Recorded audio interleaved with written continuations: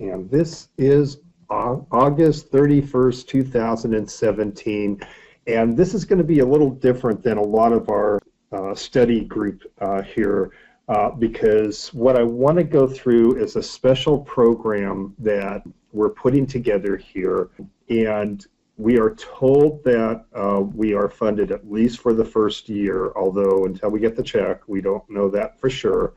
But this is what I think is going to be a very exciting project. And what I'm really looking for here as best I can is I'm looking for input from any stakeholders involved in this, whether you work with a pooled trust, you're a private fiduciary, a corporate trustee, an attorney, a family member, or if you have any connection with special needs trusts in the disability community.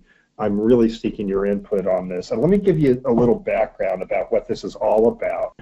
This actually comes from a proposal that I made about 3 years ago to an organization about trying to find a better way for the Golden State Pooled Trust to work with beneficiaries. Now, I know we have a number of administrators from a number of pooled trusts on the line, and so a lot of pooled trusts are different, but many of us really work more as a call center. And so part of when we take on a new case, we have to make sure that we have some way to be able to connect up with our beneficiary. Now, we have a lot of beneficiaries that are able to certainly be able to advocate for themselves and let us know what their needs are. But we have a lot that can't, and then we have some folks who need a little extra help. And so what we were looking at is, and I'll just go one step further, we use a lot of private professional care managers.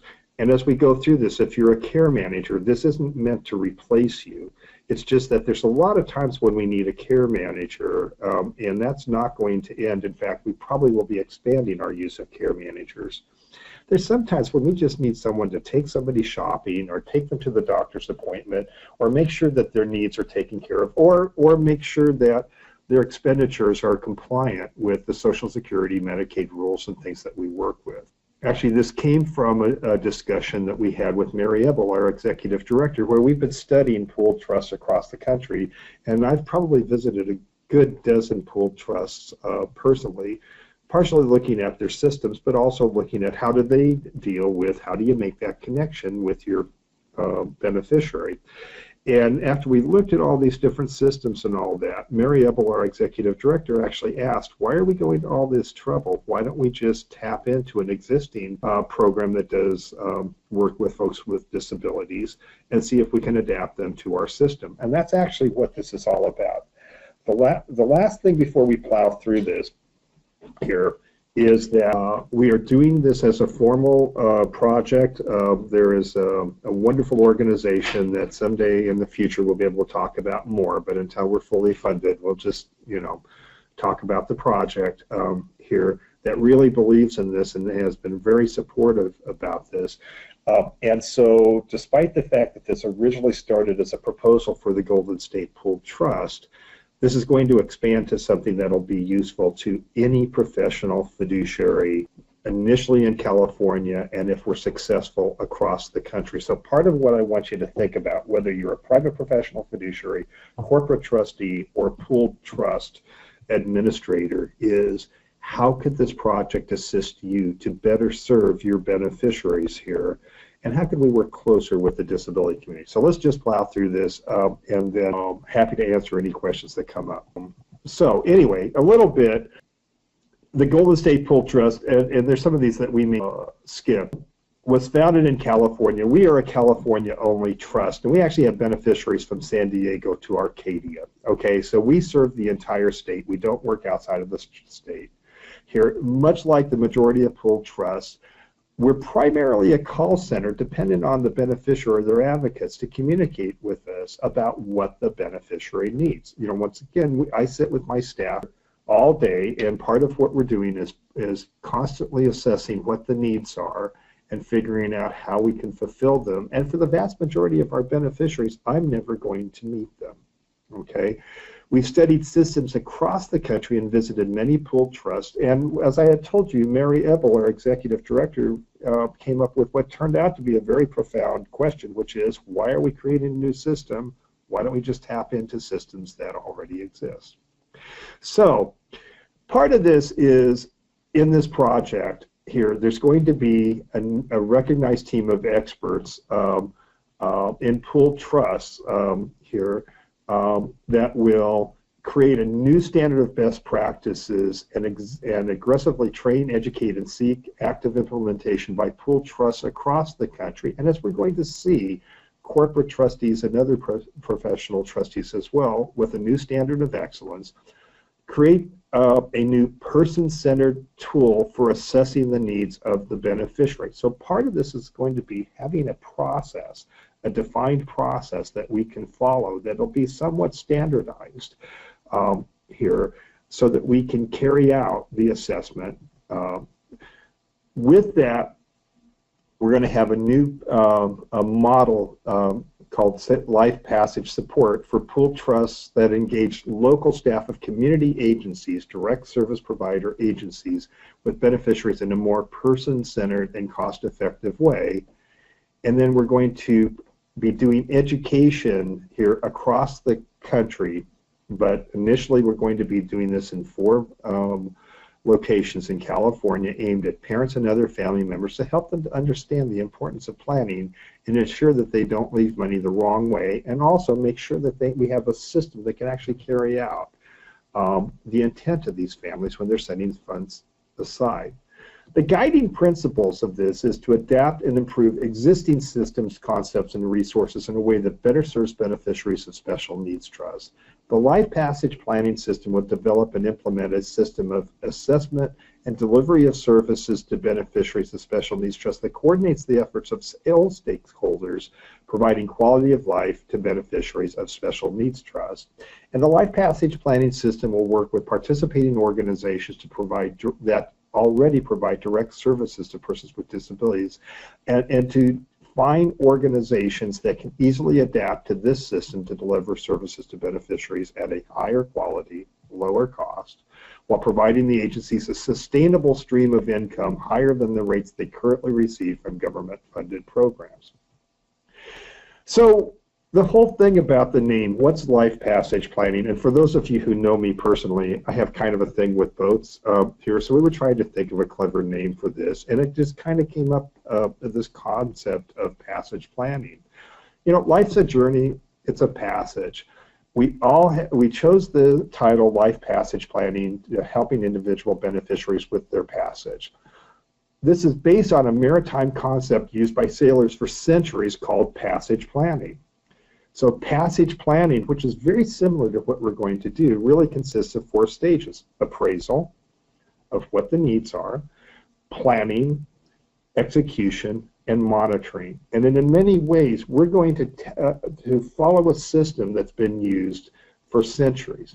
Think about it. You can't take a ship from Nantucket to Zanzibar without a plan. You need a plan.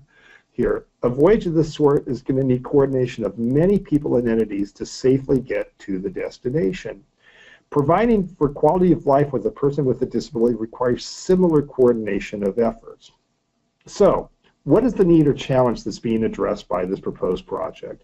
It's envisioned that pooled special needs trusts could pay a direct service provider agency oftentimes twice the amount for many of the services that they already provide here, which has only been available by private care managers, resulting in the direct service provider agency being more stable.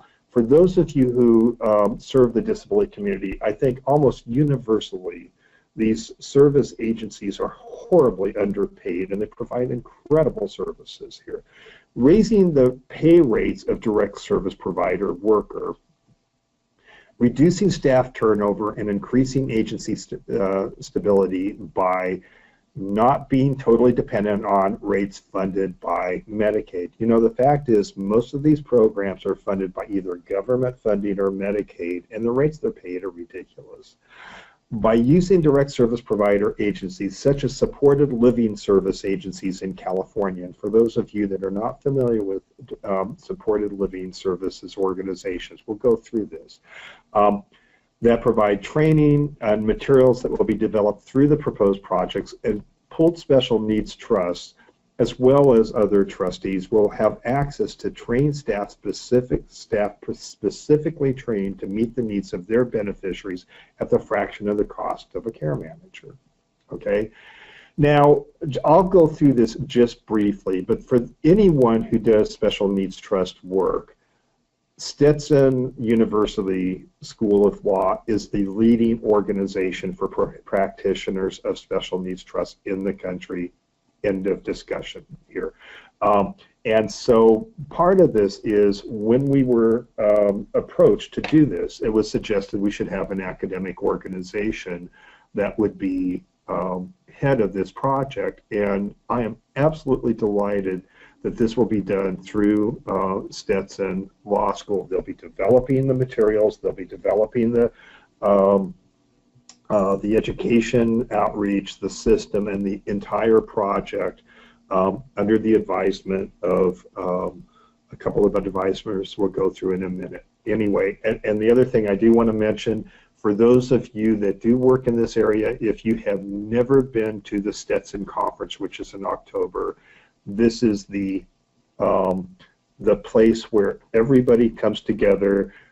This is the leading academic organization, not just for attorneys, but also for pool trust administrators, for trustees, for financial advisors. If you work in the special needs trust industry, you should be connected with Stetson. If you can go in person, that's terrific, but you can also attend a lot of their conferences online here.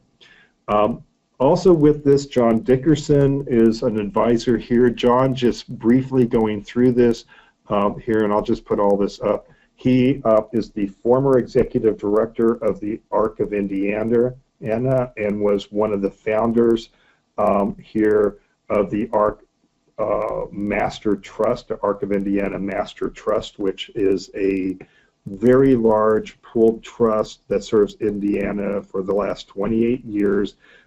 Has a wonderful reputation here, anyway, he will be advising on this as well. So his involvement as far as running direct service provider agencies in Indiana, as well as being involved in the Arc of Indiana Master Trust, his involvement is going to be invaluable. Now there's one other person here, which is me. And I will be one of the advisors as well. So, you know, once again, I do a lot of work with special needs trust. That's been my entire focus for the last 25 years. I have been the temporary trustee of the Golden State Pool Trust for the last 7 years. And here, so temporary didn't mean what I thought, but eventually we will be transferring this. And I do a lot of advocacy work, and I think a lot of people on this call probably know me. So there's 4 major components of this that's going to be done in year 1 and year 2. So we're going to be putting together what's called the best practice guide, which is basically kind of a guide of how the system works and how it would be adapted. A standardized needs assessment. This is going to be very key here, which would be, once again, a standardized assessment that would be provided to the beneficiary, the family, and also to the administrator of the pool trust or trustee, a corporate trustee or private professional fiduciary, basically saying, this is our proposal of what we think the beneficiary needs. Development of a system of what we call wraparound services, basically how are we going to carry out those services, of which many of those services will probably be provided by the direct service provider agency. And lastly, education to reach parents, families, providers. Education is going to be huge when it comes to carrying out this project here. Once again, it's wonderful that Stetson is going to be the academic organization overseeing this project, especially since they do have state-of-the-art video equipment here. So, and a lot of their work through their law school, they do a lot of work virtually here with their students. So best practices will be identified by current professional groups here. So we're going to be putting together an advisory group here, and it's going to be focused on pooled special needs trusts. And the major focus, reason for the focus on pooled special needs trusts initially is just that we will tend to serve hundreds or thousands of beneficiaries here. But once again, this is not to exclude other trustees. A lot of this will be on a Google group that we currently are running that has 340 members. I think that's actually out of date. We're probably up to about 350 now, and represents well over 100 pooled trusts. Surveys will be given to attendees at the actual Stetson Pooled Trust conference pre-session, and once again, we will be having some focus groups and meetings there. Selected pooled trusts that have demonstrated experience in the field of performing assessments and capabilities and providing direct services for their beneficiaries. Once again, we don't want to do this in a vacuum. We're looking for input, and this is partially what I'm seeking today, is input for people in the field about how this might assist in problems that we might run into and things that we're going to need to address. Input by members of different professional organizations, including the ARC Center for Future Planning, the Aging Life Care Association, which is the Professional Care Managers Association, the National Guardianship Association, the Jewish Family and Children's Services, National College of Probate Judges, the Special Needs Alliance, NALA. I mean, we can go on and on and on. But what we're looking at doing is reaching out to different organizations, professional organizations that work in the field of not only special needs trust, but also serving folks with disabilities, really to make this as inclusive a process as possible. The needs assessment, here we're going to develop a person-centered, cost and operationally effective, locally based needs assessment process to ensure that pooled trusts have the resources to provide assessments of their beneficiaries and their needs. And part of this in these assessments, which will be essential because we'll be delegating out some of the actual involvement with the beneficiaries, is that we need to have something that we have the assessment that, and then we can authorize whatever needs to be done in an effective way. To be effective, all stakeholders, including family members, need to be clear on the needs and the service expectations based on available financial and locus of service provider services. The Life Passage Planning team will develop materials specifically defining the benefit that a comprehensive system can have on ensuring a loved one's quality of life, and educate families on how that process works. Really, what we're planning on doing, and this follows much like the medical model. I'm a former nurse, and I will tell you, when I was a nurse, I would do anything to get out of a care planning session. Now I've kind of learned the importance of this, and I think one of the criticisms I have of how planning is done with folks with special needs is it's usually done by creating a trust to preserve benefits, but we're really not focused on the care. This is going to be more focused on, and this will be, I think, useful for estate planning attorneys who do special needs work, is that we're going to develop an assessment process to really look at what are the real costs going to be involved in this, so we can kind of work from that, and I think that'll be really useful. It's anticipated that the education for persons with disabilities and families will be housed on websites of different disability organizations, including the Center for Future Planning. But one thing as we go through this will not be a proprietary program, meaning it won't be owned by the ARC, it won't be owned by NAMI, it won't be owned by any particular organization. It will be housed here primarily by Stetson, but it can be adapted for any group that wants to use it. Who will benefit? We expect the benefits from this project could be very profound, at least for a segment of the population. Pooled trust, corporate trustees, and private fiduciaries here will benefit. And even though we're going to be focusing primarily on pooled special needs trusts, the guidelines, tools, and education will be developed will be of value to all special needs trusts trustees, including corporate and private fiduciaries. Okay, benefit of the Special Needs Trust. By creating this system of assessment and delivery of services, trustees will have the ability to increase their capability to better serve their beneficiaries by creating assessed services and assess services currently unavailable to many beneficiaries. For instance, beneficiaries with mental health diagnoses cannot access the services that the supported living services agencies provide to persons with intellectual and developmental disabilities. Now, I will be sending out a handout for the folks that are listening to this today, which will have links to supported living service agencies. But basically, these are service agencies in California. Initially, we will be doing our testing in California, and then we'll spread across the nation here.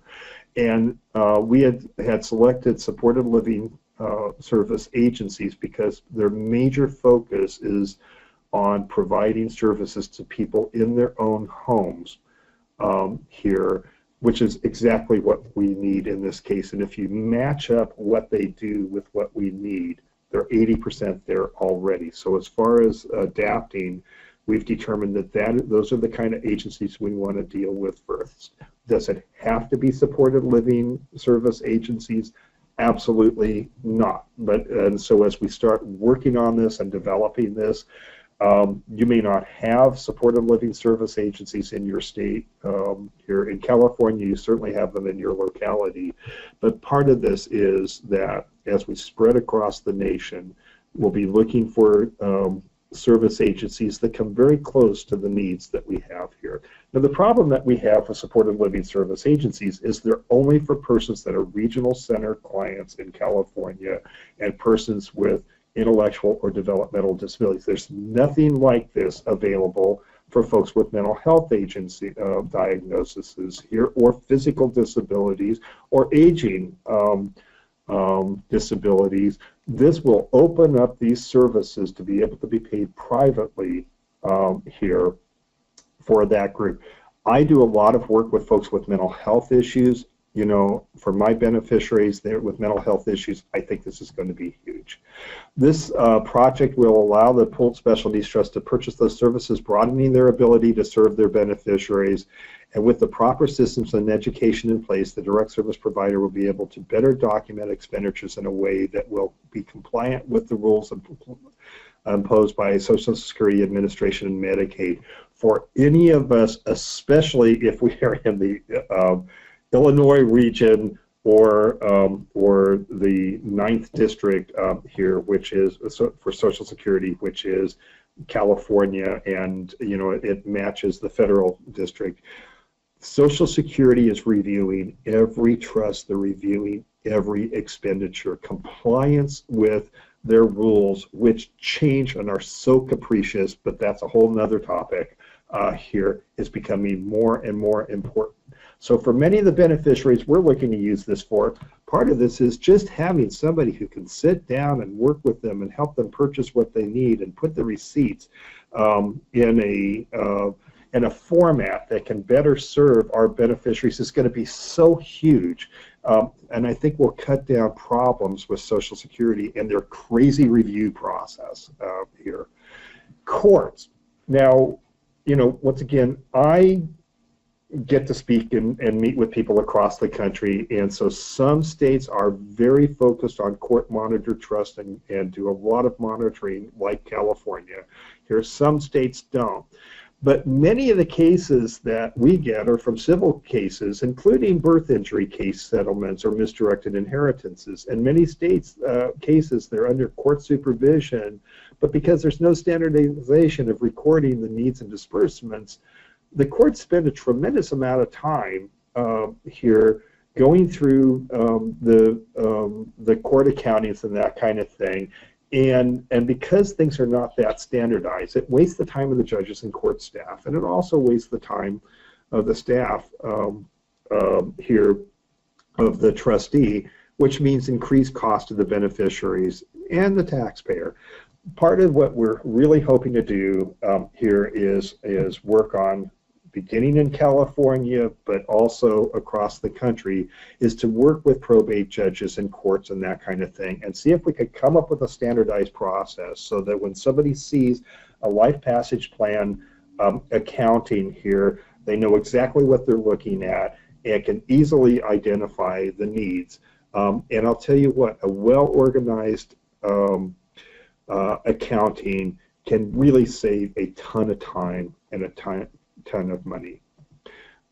Direct service provider agencies and staff. Now, I'll tell you, as a former nurse, as a former psych nurse and a former direct service provider myself, to me, this is personally very important. I will tell you, I am a big fan of deinstitutionalization, but quite frankly, I think the workers took it in the shorts here. These folks provide incredibly important services, and they're paid oftentimes barely above minimum wage.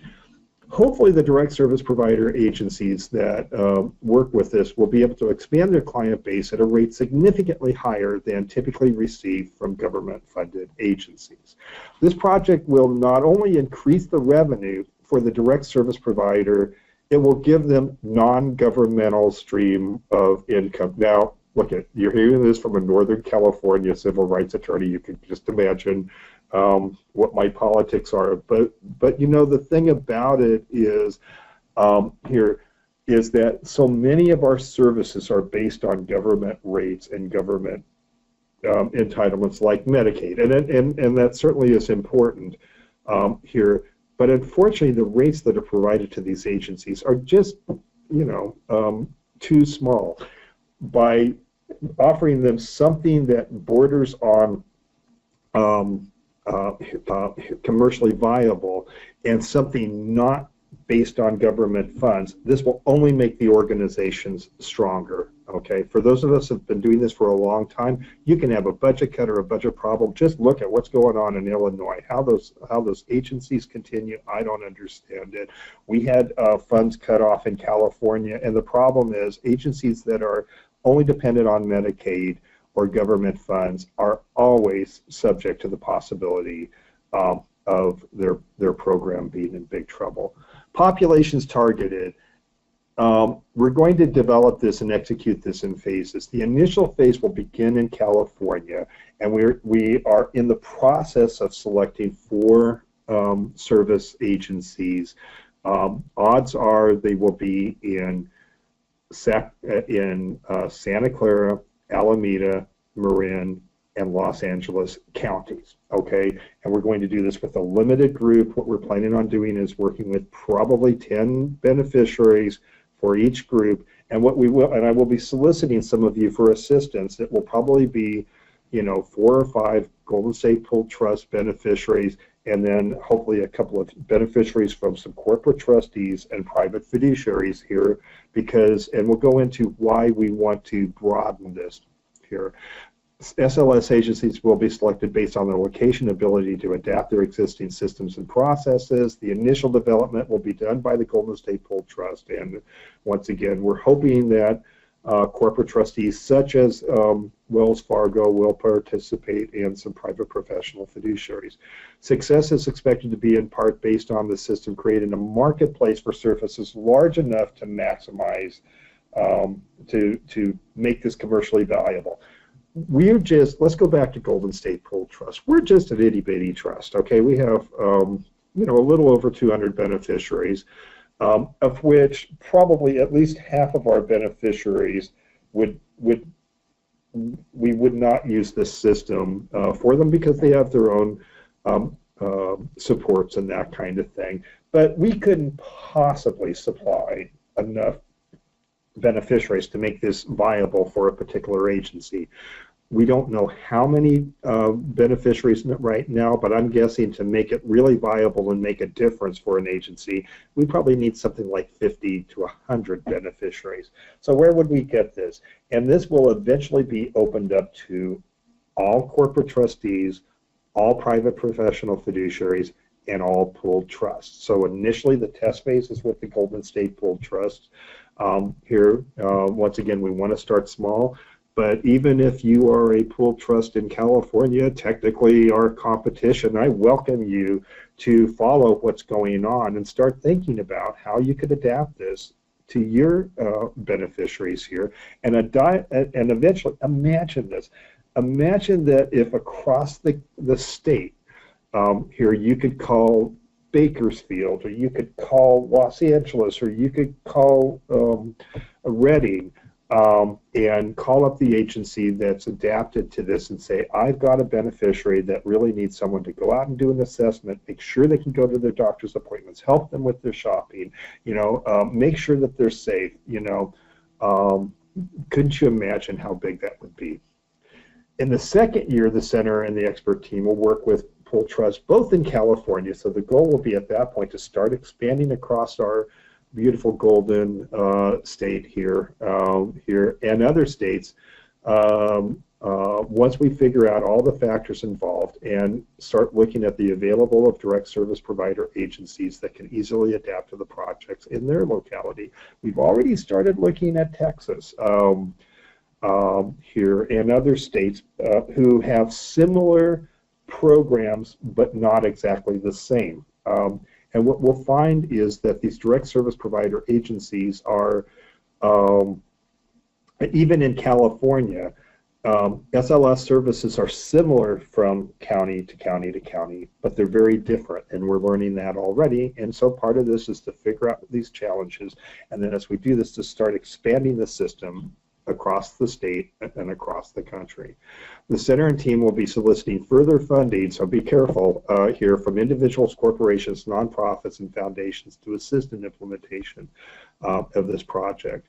We're very blessed that we're going to be able to start off with some funding with this, but I will tell you, and you may get some information later, even a small contribution to this project will help with this, and part of what we probably will be using those funds for is to help with local implementation. We'll have more on that later. So where do we go from here? This is expected to be an ongoing effort, constantly implementing, analyzing, and adapting the needs to special needs trust beneficiaries, pool trusts, and direct service provider agencies. This is going to be a non-proprietary project, and I'll tell you why that's important here is, and why, once again, having an organization that is so respected like Stetson involved in this is going to make this huge here, because the minute you make this proprietary, you start limiting who can use it. Now, once again, if you are an advocate with the ARC, or you're an advocate with NAMI, or an advocate with another organization here, and eventually you want to adapt this, there's nothing to stop you from doing that, and that's something that maybe would be good. But on the other hand, once again, I personally believe, and I am a member of almost every major disability organization and very supportive. This needs to be non-proprietary, at least as we get stalled in this house. While the initial focus will be pooled special needs trust and a focus on materials and tools developed to be of value to trust, we're going to really focus on not having this just focused on pooled trust, but to make this focused on all professional trustees. Standardization of assessments, processes, and reporting will help increase the number of beneficiaries that many pooled trust groups will be able to serve. As I've been talking to a number of private professional fiduciaries, corporate trustees, and even pooled trusts, even for ourselves, we are handling harder and harder cases. We've been using a lot of professional care managers, and if were it not for the professional care managers, we could not serve these folks. This will give us another tool to layer on here, and will allow us to handle more difficult cases. But also, by standardizing this, we'll be able to have our staff be able to handle more cases and know that the people that are being taken care of. The main key areas that are not fully addressed here that we need to incorporate as we work on this is housing, okay?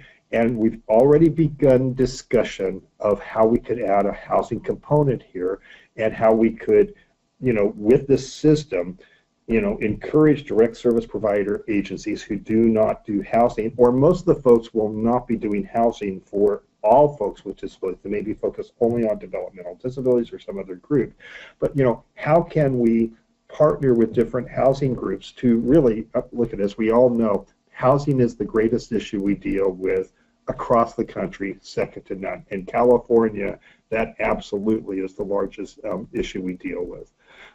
Most pool trusts and corporate trustees do not hold houses. Programs like the North Bay Housing Coalition and the Lanterman Housing Alliance, they do hold houses, and they can coordinate their mission with trustees to fill this gap. Financial advising, okay, for those of you that are financial advisors, this is something that I hope you'll find valuable too. Most of the life passage planning project right now is going to focus on funding to the end of life of the beneficiary or exhaustion of the funds. What we're not focused on is from birth until the funding of the trust. Part of this, which is really key, is to have a valid assessment process, a standardized assessment process, where we can come up with what do we think the real needs are based on an assessment done by people that actually work in the field here. And a lot of these organizations, they have to deal with, what are the realistic expenses involved in providing for a person with disability. I will tell you, their insight into these things are invaluable. I wrote an article called "How Much Should I Put in My Child's Special Needs Trust?" And in 4 pages, I basically said, how in the hell could I possibly know? Because there are so many different factors involved. A lot of these direct service provider agencies actually deal real life here in all of this, and they can actually give us some numbers that would be useful. Employment for persons with disabilities is certainly huge. This could be a great platform to incorporate job coaching either through the direct service provider agency or coordinating with programs in their communities. So more funding is always needed, so go ahead and write those checks. But once again, we will be putting out some information here.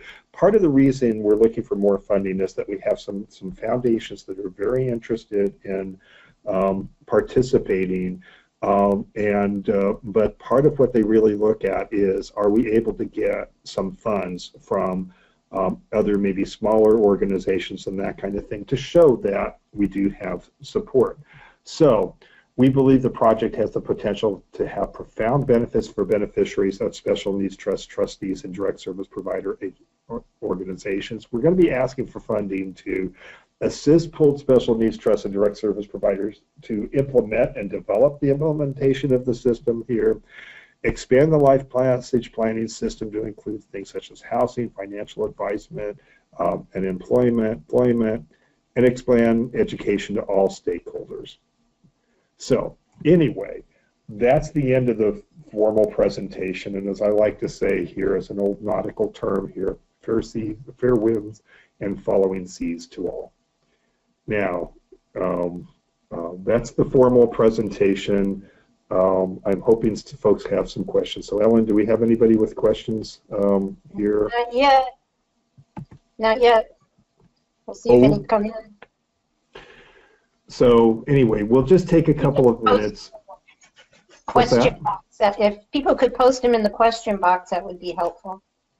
So let me tell you what I'm trying to solicit and what I'm looking for. And so whether you're a pool trust administrator, a family member, that kind of thing, or a private fiduciary, is what I want you to start doing is, as you follow this program, is to look at it and see how this could really help you with your service. So I'll give you an example. We are, with the Dale Law Firm, we represent, easily 20 corporate trustees, and I wouldn't even have a guess as to how many private professional fiduciaries and that kind of thing. And part of this, and most of the cases that we represent are court-monitored cases. So the thing that I want you, as you look at this isn't a replacement for the trustee, but just think about how you could take a lot of these situations where it would be really good to have somebody in the field who was assigned and worked regularly here with the beneficiary here, and our expectation, we can't set fees because of nor would we, because that would be break the antitrust rules. But the expectation is the cost of these providers would probably be somewhere between maybe $35 and maybe as high as $50 or $60 an hour, depending on your region. Here, part of what we'll be doing, this is partially working through Stetson and all that. So one of the really nice things of working through Stetson is you have the top practitioners in the country.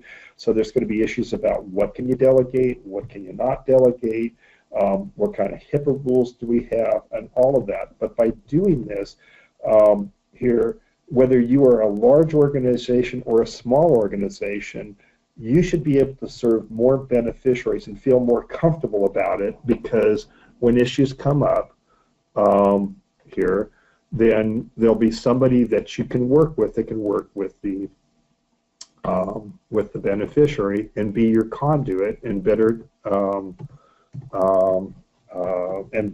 document what the needs are. So, Steve, Amy wants to know, are you anticipating a cost associated with the best practice guide and the standardized needs assessment? I'm anticipating a cost for the assessment. The expectation is here that there will be a cost for the assessment, and I think that's a really good question here. And part of what we'll be looking at is not only the cost of the assessment, but who should be doing the assessment. So I'll give you an example. Some of the, this would be coming back to cases where you may have somebody with intense medical needs. I'm thinking of a particular beneficiary right now. And it may be, and we're doing this already, we've found that by having an assessment done, oftentimes by a professional care manager, that it helps us really focus on what the needs are and be able to document what those needs are, so that if somebody came back and challenged it. Now, if I had somebody with a lot of medical issues and that kind of thing, I probably would still want the assessment to be done either exclusively or primarily through a professional care manager. So for you care managers out there, we're not looking at replacing care managers. What we are finding is that some of the programs actually have their own care managers on staff and may be able to adapt for this. What the cost is going to be, that will be based on whatever the charge is by the different organization involved in this. But I will tell you, just for myself, I have found that having an assessment done when you begin administering a trust, whether it's done by a care manager or some other group, really resolves a lot of problems, and also will put off some misunderstandings before you get started. So that's my answer, but you know, we're kind of making this up as we go. Okay, so I have another question. Lori Cochran wants to know the practical side of this. I'm curious about the development of the assessment tools system and service model. Will Stetson be involved, or will that be a local work group? The answer will be, and by the way, let's see if we can out Lori. Lori is a private professional fiduciary, and she also does some care management work. And by the way, I use her. I think she does an excellent job. But let's go back to this after the plug for Lori here. All of this will be under the oversight and direct involvement by Stetson here, but it will be done with local groups, local work groups. So let's look at it this way. Let's say we were in Sacramento County, okay, and let's say we had a Sacramento County SLS agency or like agency that was doing this. Look at it from the agency's viewpoint. First off, we need to make sure they have the training and the resources and the tools to be able to carry this out. But the next part of that is that they need to make sure that this is valid for Sacramento County, okay? And so with that, what I'm envisioning is that we would put together a system with a strong recommendation that what there should be is an advisory group in Sacramento County for that agency, and that work group would involve private professional fiduciaries, care managers, local agencies in the area that might be involved with this, ideally the court. Once again, wouldn't it be nice if the court examiner in Sacramento County looks at that accounting and looks at the activities and go, oh, well, that's from a life passage planning agency. I know this. I know exactly how this works out. I understand what this is telling me, and it's in a format that they recognize here. And imagine if the agency really was trained in the ins and outs of working with the courts. And in California, we have state court rules and we have local rules. So we want that in the advisory committee. To make this work, and you would want to have any pool trust that wanted to be involved, any corporate trustee